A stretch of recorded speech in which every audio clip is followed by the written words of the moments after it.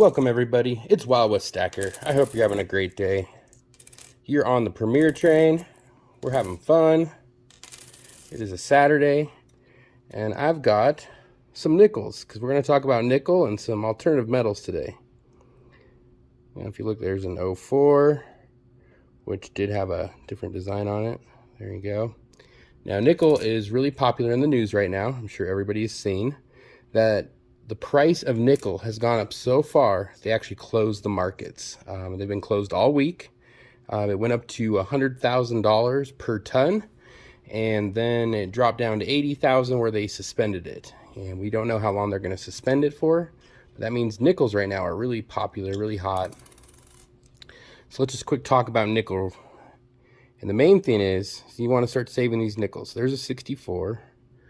And I think it's up till 2014, all nickels are, there's an 05. All nickels are 25% nickel. Now that means that these are not magnetic, because the remaining 75% is copper, but nickel is magnetic. So just be aware of that, you're not going to be able to put a magnet up to any of these American nickels and it'll be magnetic. It's not going to work. All right, so my buddy Millstacks up in Canada sent me one of these, and this is a Canadian nickel, 1977. See the beaver on there? Pretty sweet. Good condition one too. Now, what we want to talk about is if you want to stack nickel, this is the way to go. These nickels up in Canada are 99.9% pure nickel. Canada, it turns out, used to be the main nickel producer all the way back in the 1920s. They were #1, and so they designated most of their coins to be nickel. So all the older ones, I believe, are pure nickel as well. You'd have to look it up because I don't see those very often. I know during the war they changed it. I think it's steel is what they used. So 1955 through through 81. So 55 to 81, these are pure nickel. Check this out. I got this last year. It's a 40 coin roll bank wrapped, and these are nickels. I believe they're like in the 60s one of the years. I started to open it on camera, and for whatever reason my sound wasn't working, so I just stopped and figured I'd do it with you guys. We can take a look at some of these. So these should be BU, and this is pure nickel. And I've done the math, and it turns out that 40 of these, which is $2, is 6.4 ounces of pure nickel. Now remember that this is not a precious metal, so that is calculated in the AVDP, which is like avoirdupois du poids. It is a French term they use, so it's 28.7345, I believe it is, something like that, 7395. I don't know, but I did the math, and it turns out every 40 of these is 6.4 ounces. So both of these together is 12.8 ounces of pure nickel. Before I open these, let's just quick talk about cost, because my buddy Millstacks just told me yesterday, and that's, when this price increase went through, he's selling these for 5 cents a piece. So that's 5 times face value. And that's up in Canada too. But really, this is the way to go, because the cheapest I have found nickel was on JM Bullion, and they were charging $8 an ounce for their pure nickel bullion. Well, this is a way to stack it, and instead of being bullion, it's pure nickel. Oh, look at these. So I believe, yeah, so it is a circular coin. It's just got that little rim job on there with the angles, so it looks like it's a concave coin. No, so these are 1960s. Wow. And I got these really cheap because I thought they were just be fun to have some nickel, and for $10 a roll, back then even was a little pricey, but I thought, hey, they were BU, kind of be fun to get. So let's just take a look at them, and I'm not worried about touching these because I am picking these up strictly for stacking the nickel weight, and it has nothing to do with the quality of the coin. Okay, I've started pulling these out, and I don't want to drop too many of them. Banging the camera around too. So it looks like they're all the same. I'm just going to dump out this whole roll. Oh, wow. Look how shiny that is. Nickel is really important. It's what you add into any steel to make it a stainless steel. Geez, those are really good condition. All BU. Pretty sweet.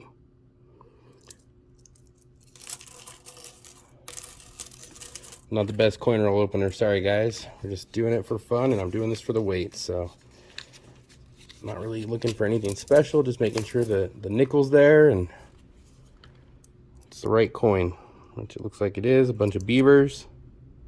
Now there are some that have bunny rabbits on them. I think those are a little more rare, but this is awesome. Pure nickel. Who would have thought? All right, so there's my little nickel stash so far, and I did find a deal on eBay for even cheaper than this, and it was 140 of them for only 30 bucks. So, you know, it's a little pricier than the face value, but for stacking pure nickel, I think this is the way to go. Some people might pick up the bullion type where it's like says 1 ounce nickel, but I think these are a little bit more fun and a way cool way to stack up some alternative metals. So let's just go on to a little copper. That is an alternative metal too. This is a little 1 ounce jar of some copper shot. Thank you, Wulf. I think that was Wulf that sent that to me. It might have been Grim Metals. All right, well, you know what? Let's just dump it out. Why not? Looks kind of cool. All right, so copper. Sure everybody has been grabbing up their copper pennies. Remember through 1982. So look, there's an 81. That is another 81. Trying to look for a Wheatie in here. Thought I had some. Maybe I don't. But anyways, these pennies are 95%. There we go. There's one. So the wheat pennies in the United States, these are all 95% copper. So everybody's saving these because any of the old ones all the way up to 1982 are copper. Fun way to save some copper. But I have found another way, and that is these guys. Now look at how shiny this is for how old. This is 1976, and it is a 1 cent from Canada. And I found out that these are all 98% copper. So what's that, a 65? Look at the toning on this one. Ooh, there we go, 51. Oh, it's got a different guy on the back. One of their kings, okay. Pretty sweet. So these are 98% copper. And at the same time I picked up those nickels, they had these in stock. I figured I'd get these, and hey, let's open them on camera now. So it's a 61 Canada 50 coin roll, BU. All right, let's see. Are they actually BU? Oh, wow. Yes, and they call these the red cents. Ooh. Wow, those are shiny. Look at that. I'm gonna have to get a little tube for holding those. Just pick some up and check them out here. Nice. So this is a fun way to do 98%. I know it's not pure, but I mean, that's about almost as pure as you can get. Let's open up this other one now, real quick. Sweet. Look at all that shiny. All right, so there is some 98% copper. And a couple other metals real quick while we're at it. This is what raw bismuth looks like before I melt it down. And I turn it into these bismuth crystals. Way rad, huh? Same thing here, bismuth crystal. Just melted down.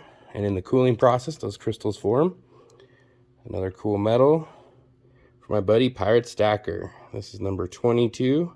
This is 5 troy ounces of zinc. I like this bar, but I think it probably should have said just 5 ounces. Grim metals. Maybe it's because it was so thick. He's like, it is actually 5 troy ounces because it's not a precious metal, but that's some zinc. Okay, everybody. So here's that cool aluminum piece, another alternative metal from the Wulf 56. This is more collectible stuff. But just so everybody knows, the price of aluminum is going up pretty significantly. I think most aluminum can places are now double the price they're paying. So that's going up pretty fast. Let's just go back to the silver. This is a really cool sterling silver fruit knife. And so this is your pick right here for picking out the seeds. And this, let's see here, these little embossment marks let you know where it was made, which was England. And the middle one tells you the year, so it was like 1830 this was minted. And the last one, I believe, is the, now I don't remember. But either way, it's made in England, roughly 1830s. I think it'll tell you the exact year by that one, but I couldn't tell. Here, even if we zoom in, really hard to see. I mean, you can see the anchor and the lion on the left, but I really couldn't make out what the other one is. So it's in the 1830s. I don't remember what year exactly because that last one is really hard to read. This used to be a really popular thing, is silver knives, silver, everything. So kind of crazy. And I'm sure everybody's seen these new Dogabye stackers and the newest ones, the Archangels. Really cool. These sold out very fast. If these come up again, I'd recommend picking them up just because for collectors, I noticed they're going for like $100 online already. It's crazy because, I mean, I think I got them for like $68 each, and they are 2 troy ounces. It says so right on the side there. Awesome. Well, we looked at some alternative metals today. Look, we got our copper, we got a whole bunch of zinc, and all this BU, all super shiny. I'm going to put these in some rolls and put them away. Zinc, bismuth, and aluminum. Wow. So cool. All right, well, did forget to show off this kilo of bismuth. This is what it looks like raw when it comes from the processing, and this is what it looks like when you pour it. This little bump there. It's not like a easy thing to pour, even though it melts at only like 450 degrees. Crazy, crazy, crazy. All right, well, for those still looking, you might have spotted this guy here. It is a face revealer for sure, but I forgot to share some spicy silver last week, and I thought I'd make up for it right here. So there you go. Here's your Japanese girl nude silver, and that is 1 troy ounce of 3/9 fine. If you could find these, definitely pick them up. The cheapest I usually see them for is like $80. Crazy, crazy, crazy. All right, everybody, well, thanks so much for stopping by. This is Wild West. Everybody have a good one.